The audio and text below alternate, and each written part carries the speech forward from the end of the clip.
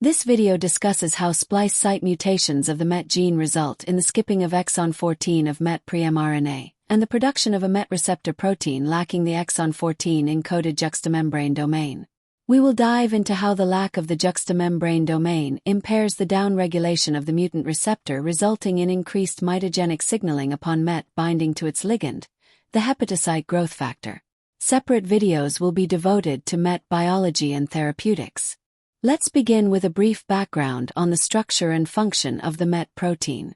MET is a cell surface receptor belonging to the family of receptor tyrosine kinases.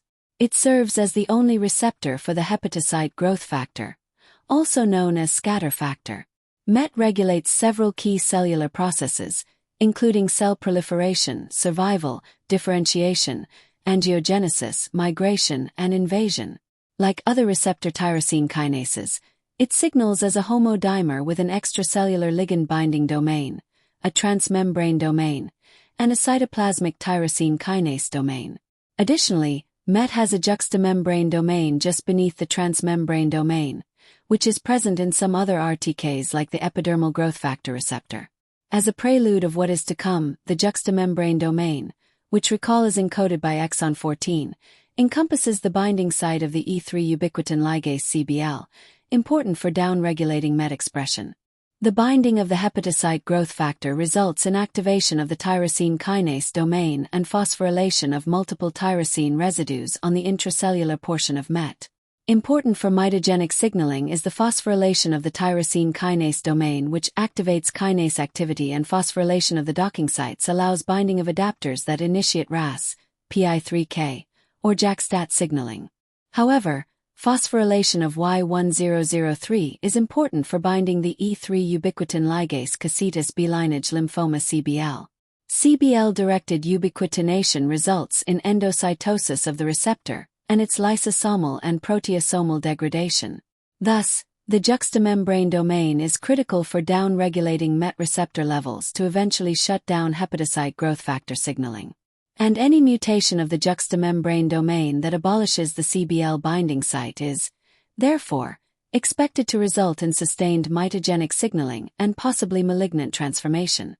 Kong-Beltran and colleagues investigated the role of somatic intronic mutations of the MET proto-oncogene in lung cancer. 3 distinct mutations that resulted in the skipping of exon 14 were described. One was a 22 base pair deletion involving the branch point region of intron 13.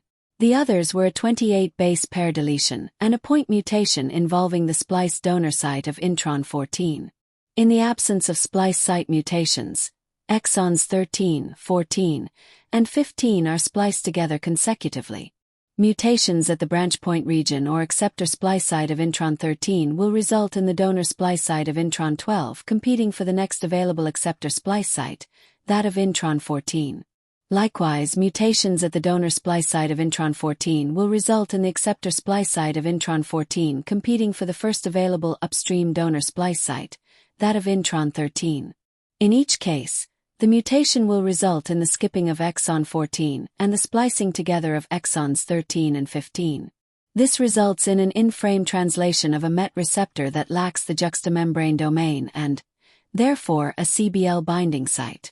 Using RT-PCR with primers that flank exon 14, Kong-Beltran et al. Demonstrated the presence of a spliced RNA about 141 base pairs smaller in samples with intronic mutations as shown on the gel. Additionally, the patient samples were shown to have a smaller overexpressed MET receptor, labeled as delta X14 on the Western blot on the top right. Finally, they used immunohistochemistry to demonstrate the increased expression of MET on tumor cells but not in adjacent normal tissue. The insets show strong circumferential staining pattern reminiscent of HER2-positive breast cancer, consistent with MET being a cell surface receptor.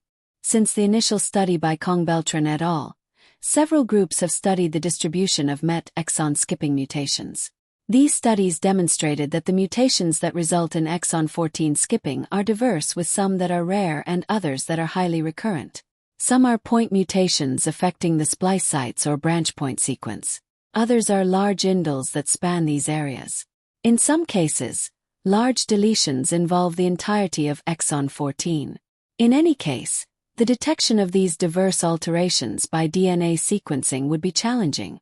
In contrast, because each mutation results in the fusion of exons 13 and 15 at the RNA level, RNA-based analysis would be efficient. Indeed, studies have shown higher rates of detection with RNA-based methods. The consequence of these mutations is the skipping of exon 14 during MET pre-mRNA splicing.